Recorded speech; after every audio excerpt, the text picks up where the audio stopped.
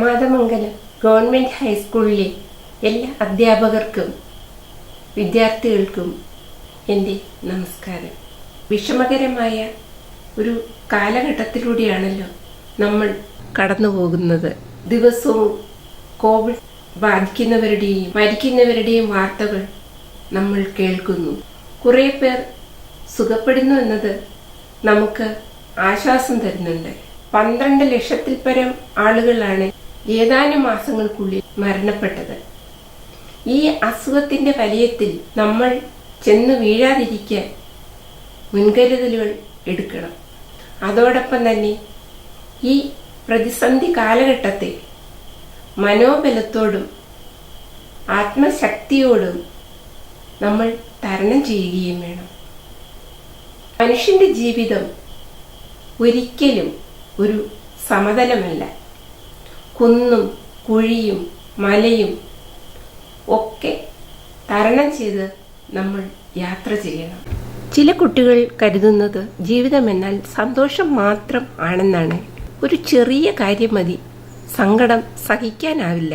മനസ്സിനെ വിഷമിപ്പിക്കുന്ന ചെറുതും വലുതുമായ ധാരാളം പ്രശ്നങ്ങൾ നമ്മുടെ ജീവിതത്തിൽ ഉണ്ടായിക്കൊണ്ടിരിക്കും. ഈ ഏറ്റുമുട്ടലിനെ നമ്മൾ എങ്ങനെ നേരിടും എന്നതിനെ ആശ്രയിച്ചാവും നമ്മുടെ ജീവിതത്തിൽ സുഖവും ദുഃഖവും ഒക്കെ വരുന്നത്. ഇതിനാണ് ദൈവം നമുക്കിങ്ങനെ പ്രശ്നങ്ങൾ തരുന്നത്. അടുത്ത കാലത്ത് വാട്സപ്പിലൂടെ വായിച്ച ഒരു കഥയാണ് ഓർമ്മ വരുന്നത്. കർഷകൻ ദൈവത്തോട് ചോദിച്ചു, ദൈവമേ, അങ്ങ് മഴ പെയ്യേണ്ട സമയത്തല്ലല്ലോ മഴ പെയ്യിക്കുന്നത്. ആ ജോലി എന്നെ ഏൽപ്പിച്ചാൽ ഞാനത് കൃത്യമായി ചെയ്തു കൊള്ളാം. ദൈവം അങ്ങനെ ആ ജോലി ആ കർഷകനെ ഏൽപ്പിച്ചു. കർഷകന് വളരെ സന്തോഷമായി. കർഷകൻ പറഞ്ഞ സമയത്ത് മഴയും വെയിലും കാറ്റും വന്നു. ചെടികൾ വളർന്നു. പക്ഷെ ധാന്യം കിട്ടിയില്ല. അപ്പോൾ കർഷകൻ ദൈവത്തോട് ചോദിച്ചു, ദൈവമേ, എന്താണ് ധാന്യങ്ങളൊന്നുമില്ലാത്തത്? അപ്പോൾ ദൈവം പറഞ്ഞു, ഞാൻ നിയന്ത്രിച്ചുകൊണ്ടിരുന്നപ്പോൾ ശക്തമായ കാറ്റ് വീശും. അപ്പോൾ സസ്യങ്ങൾ വീണു പോകാതിരിക്കാൻ ഭൂമിയുടെ ഉള്ളിലേക്ക് അതിന്റെ വേരുകൾ കൊണ്ട് അള്ളിപ്പിടിച്ചിരിക്കും. മഴ കുറയുന്ന കാലത്ത് വേരുകൾ ജലം അന്വേഷിച്ച് ദൂരേക്ക് പോകും. പോരാട്ടം ഉണ്ടെങ്കിലേ സസ്യങ്ങൾക്ക് ഉറപ്പും ശക്തിയും ഉണ്ടാകൂ. എല്ലാ സൗകര്യങ്ങളും ചെയ്തു കൊടുത്താൽ സസ്യങ്ങൾ മടിയന്മാരായി പോകും. അപ്പോൾ നമുക്ക് എന്തിനാണ് പ്രതിസന്ധികൾ തരുന്നതെന്ന് മനസ്സിലായില്ല. എന്തിനാണ് ഞാൻ പഠിക്കുന്നത് എന്ന ഒരു ലക്ഷ്യബോധം ഉണ്ടെങ്കിൽ മാത്രമേ നമുക്ക് നല്ല മാർക്ക് വാങ്ങാൻ സാധിക്കുകയുള്ളൂ. സ്ഥിരമായി പരിശ്രമിക്കുന്ന കുട്ടിക്കാണ് താൻ ആഗ്രഹിക്കുന്ന ഒരു ലക്ഷ്യത്തിലേക്ക് എത്തുവാൻ സാധിക്കുന്നത്. പഠിക്കാൻ മടിയുണ്ടാകുന്നത് എന്തുകൊണ്ടാണ്? ചില വിഷയങ്ങൾ നമുക്ക് ഇഷ്ടമല്ല. ചില കുട്ടികൾക്ക് കണക്ക് ഇഷ്ടമല്ല, ചില കുട്ടികൾക്ക് ഇംഗ്ലീഷ് ഇഷ്ടം. എന്തുകൊണ്ടാണ് നമുക്ക് ഇഷ്ടമാകാത്തത്? അത് വായിച്ചാൽ മനസ്സിലാകില്ല. അപ്പോൾ നമുക്ക് മനസ്സിലായാൽ അത് ഇഷ്ടപ്പെടും, അല്ലേ? അതുകൊണ്ടാണ് ചില വിഷയങ്ങൾ നമുക്ക് മനസ്സിലാകാതെ പോകുന്നത്. നമ്മൾ അത് അറിയാൻ ശ്രമിക്കുന്നില്ല. ഞാൻ ഒരു ഉദാഹരണം പറയും. ഞങ്ങളുടെ സ്കൂളിൽ ഒരു കുട്ടി എന്നും താമസിച്ചു വരുമായിരുന്നു. ആ കുട്ടിയെ ഞങ്ങളുടെ എച്ചപ്പിന് തീരെ ഇഷ്ടമായിരുന്നില്ല. എല്ലാ ദിവസവും താമസിച്ചു വരുന്നതെന്നായിരുന്നു കാരണം. അപ്പോൾ ഒരു ദിവസം ആ കുട്ടിയോട് അടുത്ത് വിളിച്ച് ചോദിച്ചു, എന്തുകൊണ്ടാണ് നീ എന്നും ഇങ്ങനെ ലേറ്റായി വരുന്നത്? അപ്പോഴാണ് അവൻ ഒരു കാര്യം പറയുന്നത്. അവനൊരു വാടക വീട്ടിലാണ് താമസിക്കുന്നത്. അവിടെ പാവപ്പെട്ട 3 കുടുംബങ്ങൾ ഒരു വീട്ടിലാണ് താമസിക്കുന്നത്. ഈ 3 വീട്ടുകാർക്കും കൂടി ചോറും കറിയും എല്ലാം വെക്കാൻ ഒരടുപ്പ് മാത്രമേ ഉള്ളൂ. അപ്പോൾ ആദ്യം ഓരോരുത്തർ ചെയ്യും. അവസാനമായിരിക്കും ഇവന്റെ അമ്മയുടെ ഊഴ. അതുകൊണ്ടാണ് ഈ കുട്ടിത്തെ ലേറ്റ് ആവുന്നത്. പക്ഷെ അതറിഞ്ഞപ്പോൾ ഞങ്ങളുടെ എച്ചമ്മിന് അവനോട് പാവം തോന്നി, അവനോട് ഇഷ്ടവും തോന്നി. എച്ചമ്മൻ ആദ്യം ഇഷ്ടക്കേടായിരുന്നു, പിന്നീട് ഇഷ്ടം തോന്നി.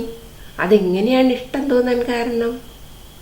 എച്ചമ്മിന് കുട്ടിയെ അടുത്ത് അറിയാൻ കഴിഞ്ഞു. കുട്ടിയോടുള്ള എച്ചമ്മിന്റെ മനോഭാവത്തില് വ്യത്യാസം വന്നു. അപ്പോൾ കുട്ടിയോട് ഇഷ്ടം തോന്നി. നമുക്കും ഇത് തന്നെയാണ് വേണ്ടത്. നമ്മൾ ഒരു വിഷയം ഇഷ്ടപ്പെടണമെങ്കിൽ നമ്മുടെ മനോഭാവത്തില് അതിനെ നമ്മൾ സമീപിക്കുന്ന രീതിയിൽ വ്യത്യാസം വരണം. ഇംഗ്ലീഷ് ഇഷ്ടപ്പെടാത്ത കുട്ടിയോ ഹിന്ദി ഇഷ്ടപ്പെടാത്ത കുട്ടിയോ നിങ്ങളിപ്പോൾ പഠിച്ചുകൊണ്ടിരിക്കുന്ന ആ രീതി മാറ്റണം. കുട്ടികൾക്ക് ഒരു സംശയം തോന്നും, മനോഭാവത്തിൽ വ്യത്യാസമുണ്ടോ എന്ന്. വില്യം ബ്ലെക്ക് എന്ന് പറയുന്ന പ്രശസ്തനായ ഒരു കവി ഒരു പ്രഭാതത്തിൽ കടലിലേക്ക് നോക്കി നിൽക്കുകയാണ്. അവിടെ സൂര്യൻ അങ്ങനെ ഉദിച്ചു പൊങ്ങുന്നു. ആ മനോഹരമായ കാഴ്ച കണ്ടുകൊണ്ടിരുന്നപ്പോൾ തൊട്ടടുത്ത് നിന്ന ഒരാളോട് ചോദിച്ചു, നിങ്ങൾക്ക് അത് കാണുമ്പോൾ എന്താണ് തോന്നുന്നത്? അപ്പോൾ ആ മനുഷ്യൻ പറഞ്ഞു, ഒരു സ്വർണ്ണ നാണയം കടലിൽ നിന്ന് ഇങ്ങനെ പൊങ്ങി വരുന്നത് പോലെയാണ് എനിക്ക് തോന്നുന്നത്. അപ്പോൾ വില്യം ബ്ലെക്ക് പറഞ്ഞു, ഞാൻ കാണുന്നത് ഈശ്വരൻ്റെ മഹത്വമാണ്, പ്രപഞ്ചം നിറയുന്ന ഈശ്വരൻ്റെ ചൈതന്യം. അപ്പോൾ നോക്കൂ കുട്ടികളെ, ഒരാൾ പണമാണ് കണ്ടത്, പണത്തിൻ്റെ മഹത്വം കണ്ടപ്പോൾ ഒരാൾ ഈശ്വരൻ്റെ മഹത്വമാണ് കണ്ടത്.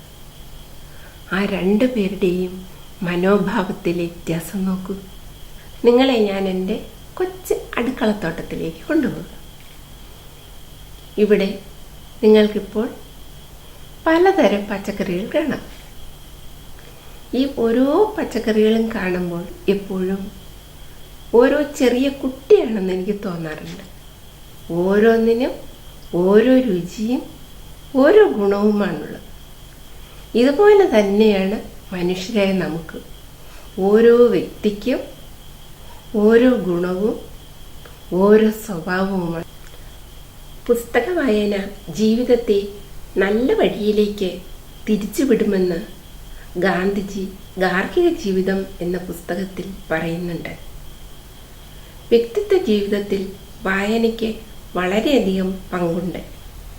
അറിവും അനുഭവവും വർദ്ധിക്കുവാനും കാലാനുസൃതമായ സാമൂഹ്യ മാറ്റം ഉൾക്കൊള്ളുവാനും വായന അത്യന്താപേക്ഷിതമാണ്. TV, കമ്പ്യൂട്ടർ, ആനുകാലിക പ്രസിദ്ധീകരണങ്ങൾ എന്നിവ നാം വായനയ്ക്കായി ഉപയോഗിക്കുന്നു. പക്ഷേ പലതും മനസ്സിൽ ഉറപ്പിക്കാൻ കഴിയാതെ മിന്നിമറഞ്ഞു പോകും. വായനാശീലമുള്ളവർ നന്നായി സംസാരിക്കാൻ കഴിയുന്നവരും എഴുതാൻ കഴിവുള്ളവരുമായിരിക്കും. പുസ്തക വായന നമ്മുടെ മനസ്സിനെ സന്തോഷിപ്പിക്കും. പ്രായത്തിന് അനുസൃതമായവ വേണം നമ്മൾ വായിക്കുവാൻ. പുസ്തക വായനയിലൂടെ വേറെ നമുക്കറിയാത്ത ഒരു ലോകത്ത് നമ്മളെ എത്തിച്ചേരും. നമ്മുടെ അറിവിൻ്റെ ചക്രവാളം വികസിപ്പിക്കുന്നതിൽ വായനയ്ക്ക് വളരെയധികം പങ്കുണ്ട്.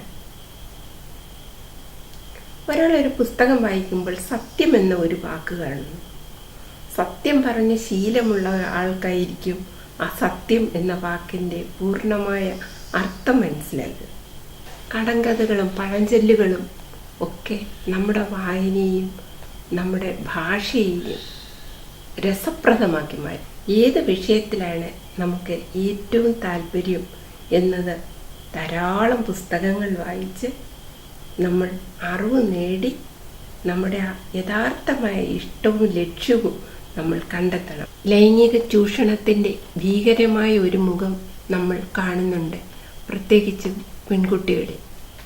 നല്ല പുസ്തകങ്ങൾ വായിച്ച് നല്ല അറിവുള്ളവരായി ഇതിനെതിരെ ശക്തി പ്രാപിക്കണം ഓരോ പെൺകുട്ടിയും. അധ്യാപനം എന്ന് പറയുന്നത് ഒരു സ്നേഹത്തിൻ്റെ കലയാണ്. അധ്യാപകർ വിദ്യാർത്ഥികളെ സ്നേഹിക്കണം. വിദ്യാർത്ഥികൾ അധ്യാപകരെ സ്നേഹിക്കുകയും ബഹുമാനിക്കുകയും അനുസരിക്കുകയും ചെയ്യണം.